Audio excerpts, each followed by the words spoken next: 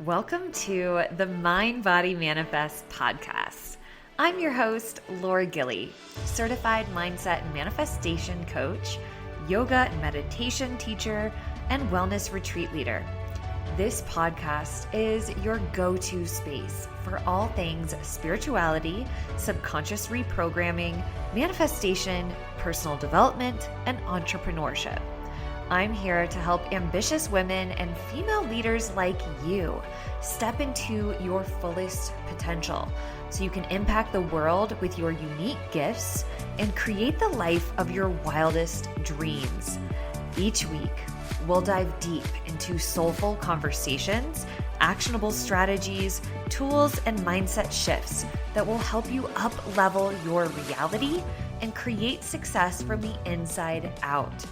So if you're ready to elevate your mind, heal within, and manifest unstoppable success, you're in the right place. Let's go.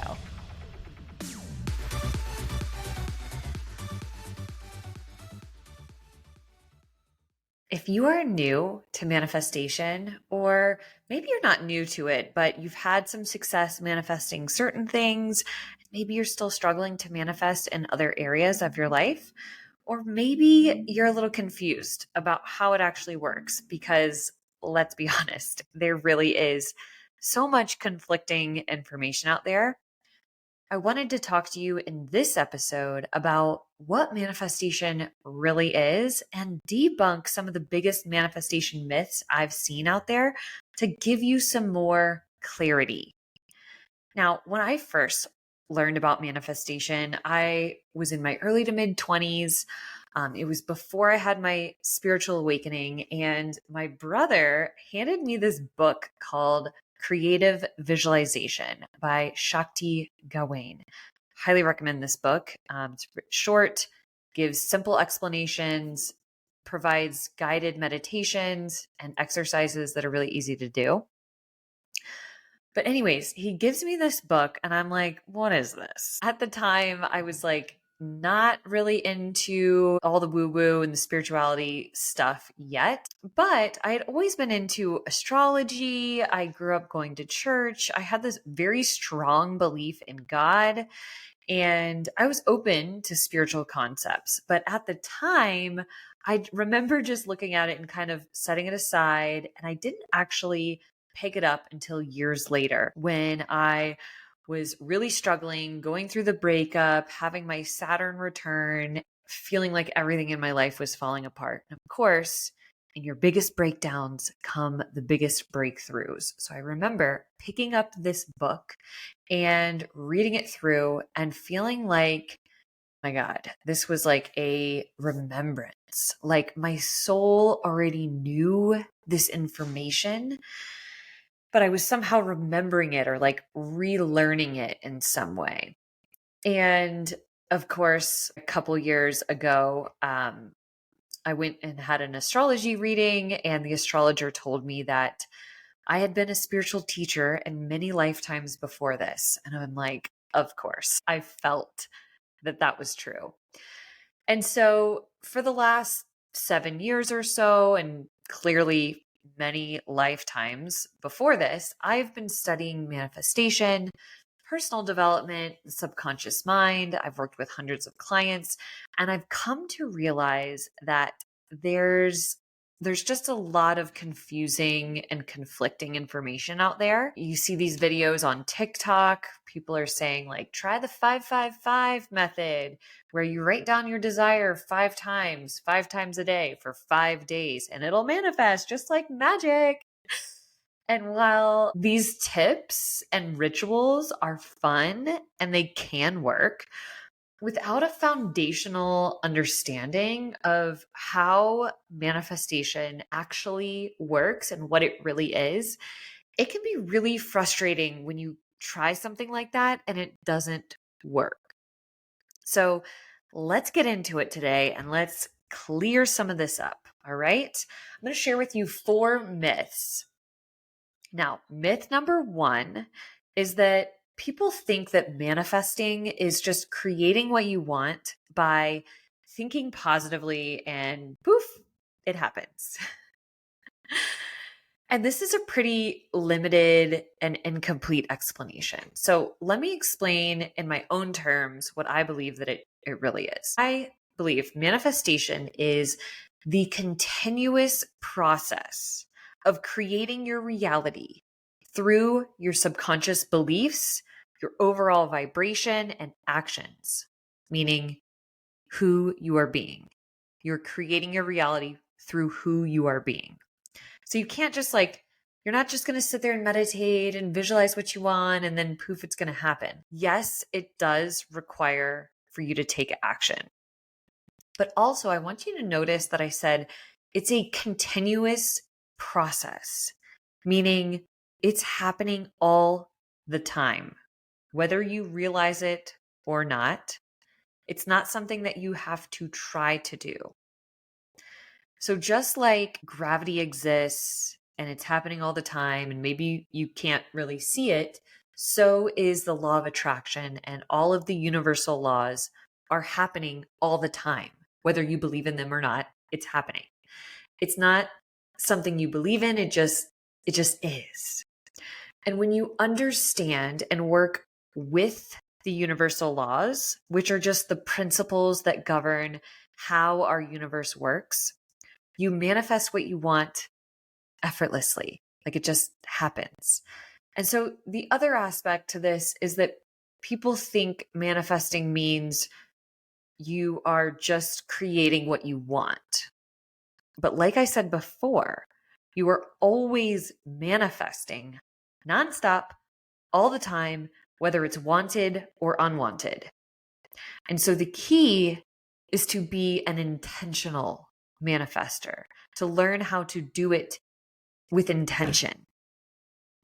So if you're new to manifestation, you feel like it hasn't worked or you're confused in any way, let me give you a basic understanding of the most important universal laws that define how manifestation works and how you are constantly creating at every moment. So the law of vibration states that everything in this universe is energy, vibrating at different frequencies. So you, me, this chair I'm sitting in, your thoughts, your feelings, your words, sounds, all of that is vibration.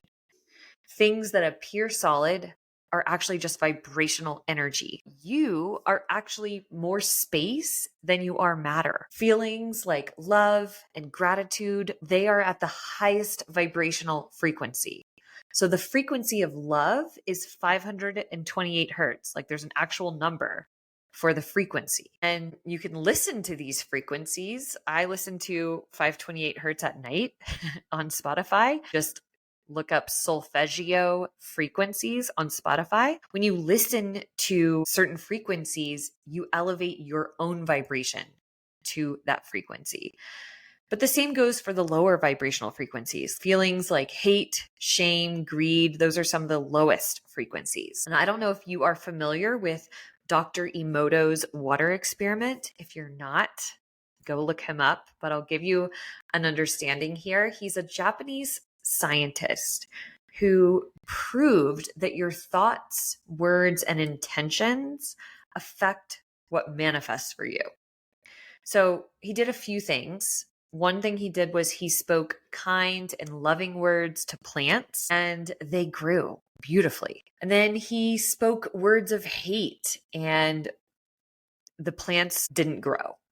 But he also studied the molecules of water under a microscope after speaking loving, kind words. And the molecules of the water that had positive words spoken to it formed into these perfect, beautiful snowflakes under the microscope. But the water that had negative hate words spoken to it formed into this like ugly, disformed shape. Now, you are 70% water. So think about how your thoughts, your words, your intentions affect you, your overall frequency, your vibration, and your physical appearance. So you have an overall vibrational frequency you're giving off at all times, right? You can feel people's energies. You can walk into a room and feel whether it's bad vibes or good vibes. You can be around someone and tell whether their energy is good or you don't want to be around them, right?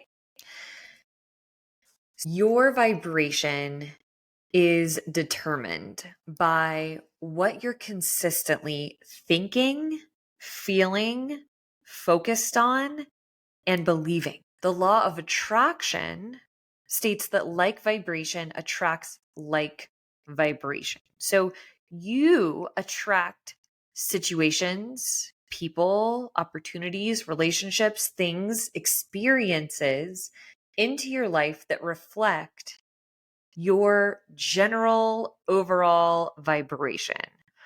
And since you are energy that's vibrating at all time, you are constantly attracting more of what matches your vibration. Having an overall general low frequency is going to attract low vibe situations, negative, toxic people, relationships, experiences, more of the things that you likely don't want. Having a higher overall frequency attracts more things you do want, better opportunities, other high vibrational people, relationships, positive experiences, like all the things you do want. But what you need to understand is that you are always manifesting based on your frequency, whether it's wanted or unwanted. Now, this leads me to myth number 2. Myth number 2 is that people think in order to manifest what you want, that you have to just be positive all the time. You have to think positive all the time. And that if you have a negative thought, that means you're going to manifest something negative into your life. And that's not really how it works. If you manifested things based on every single thought you had, that would just get ridiculous, right? You would think about a blue elephant and poof, there it would magically appear. So thank God your thoughts don't immediately manifest, but what you focus on consistently with intention, you send your energy towards. What you send your energy towards, you magnetize back towards you. Okay. So if you continually have the same negative thoughts over and over again, you're focused on what you don't want. You're actually sending your energy towards what you don't want. But having a negative thought or negative feeling isn't bad. It isn't necessarily going to manifest. In fact, ignoring your negative emotions and trying to just be positive all the time can be even more toxic when you don't allow your feelings to process. Because what happens is that your body holds on to those negative emotions, those unprocessed emotions, and it ends up affecting your overall frequency, keeping you in a low vibration, and that just becomes counterproductive.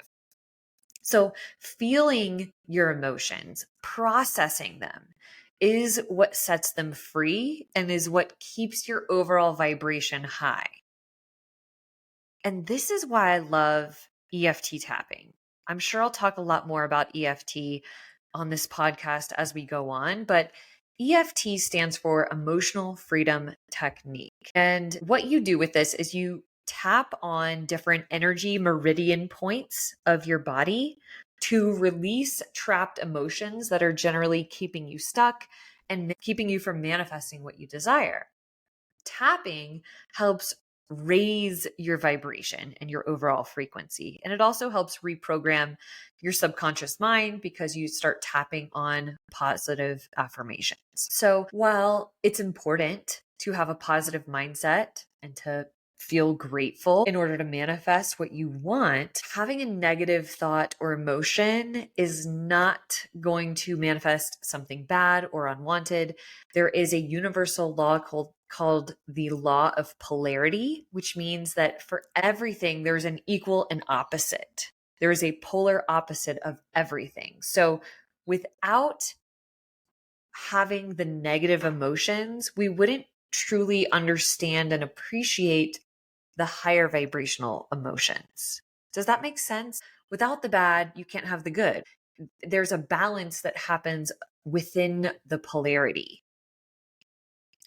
So let me bring you to myth number 3. Now, if you have bought into the fact that you need to take action to manifest what you want, the problem is that sometimes this happens where you think that if you just change your actions, you set an intention, you're going to change your actions, you're going to change your habits, and that's what's going to manifest what you want.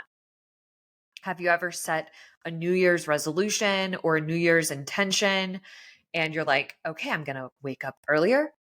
I'm going to eat healthier. I'm going to work out every day. You have these beautiful intentions and these goals. And you're like, I'm just going to do it. I'm just going to decide to do it. But then something happens along the way and you end up resorting back to your old habits, your old ways. There's an excuse of something that keeps you from showing up the way you want to show up. And it doesn't manifest. And that can be really disheartening, right? When you're really trying your hardest to change, to make a positive change in your life. Here's the key. Your identity is the key to manifesting, because your identity is what affects your habits. Your habits will always act in alignment with your identity. Your subconscious beliefs, who you believe yourself to be, what you believe you're capable of, what you believe you're worthy of. These subconscious beliefs, your identity, affects your thoughts. Your thoughts affect your feelings. Your feelings affect your actions and your habits. All of that influences your overall vibration and what you attract into your life and your results. And so you have to actually go to the root. If you want to make lasting transformational change, if you want to manifest something and keep it in your life, you got to go to the root, which is your subconscious mind. Everything you have in your current reality is a manifestation of your subconscious programming, of your beliefs about yourself and the world around you. I want you to take a moment and really absorb what I'm saying to you, because when I first learned this, it blew my mind. And it's a huge part of what I help my clients with to make big, lasting changes in their life. So your habits, like I said before, are influenced by your subconscious beliefs. You may not even be aware of what your subconscious beliefs are. These are beliefs that have formed throughout your whole life, from childhood. Sometimes they even form from a past life or from generational programming. And then through your experiences as you grow up. And your mind is constantly being programmed, to be honest, from everything that you watch, listen to, read, because words are vibration. And what you ingest affects your overall vibration. Your vibration is influenced by the people you're surrounded by, your environment, from society as a whole. If thinking positively or just trying to change your habits hasn't worked in the past, it's because your identity, your subconscious beliefs don't align with what you want. They don't align with your goal, with what you're trying to manifest. I'm going to give you an example. Let's say you want to manifest 10K months in your business. So you're repeating positive affirmations. You're telling yourself you are a wealthy woman. You are hustling. You're like trying to do everything you can to get the clients, but it's just not happening. This is a sign you may have subconscious limiting beliefs that are blocking you. No matter what your intentions are, you have all the right intentions to create the life you desire. But something happens. You self-sabotage, you procrastinate. This is your subconscious programming working against you. I'll give you an example of a limiting belief that could be blocking you. Let's say your parents growing up always snickered about wealthy people. that could have created this subconscious limiting belief that having money is greedy or bad in some way. And so even though you want to make more money, you love money, there's a part of you that doesn't feel safe having it, which sabotages your efforts. So again, in order to manifest what you actually want, you have to change your subconscious programming on an identity level. When you change your identity, your subconscious beliefs, your habits, actions, and what you attract will all align with that. And that's what embodiment is really all about. Embodying the version of you that has what you want. Have you ever heard that? You have to embody the version of you that has what you want in order to manifest it. Embodying the version of you, that means be that person. That means be the identity of that person that already has it. The beliefs affect the actions and the vibration, and that affects everything. This information is sometimes easier said than done, which is why I really teach embodiment practices like breath work, EFT tapping, meditation, and I have extensive training and knowledge in subconscious reprogramming techniques, because doing this on your own sometimes is hard. It's hard to break through from the cycle of self-sabotage you've gotten yourself stuck in. But it is possible to create lasting transformational change in your life. Okay, let's talk about myth number 4. Myth number 4 is that people think manifesting is something that you do on your own. It's up to you and you alone to change your life. And while, sure, there's some truth to that, no one's going to change your life for you. You have to be the one to take the action, to get clear on your limiting beliefs, to work through it. But it's also a co-creation process with God, with the divine, with source energy, or whatever term it is that you resonate with. The universal law, the law of one, states that everything in this universe is connected energetically. We are all extensions of source energy, meaning you are created through the eyes of God and you are a piece of God, like a fragment. You are source energy expressing itself. So no, you are never alone. You are not manifesting by yourself. You are a part of God. God is co-creating with you and through you. There is this element of trusting and knowing that you are always divinely guided and supported along your way. So you don't have to control or manipulate the outcome. How freaking freeing is that? Knowing that it's not all up to you. It doesn't all weigh on you. Your job is to get clear on what you want. Align your energy with that and take inspired action.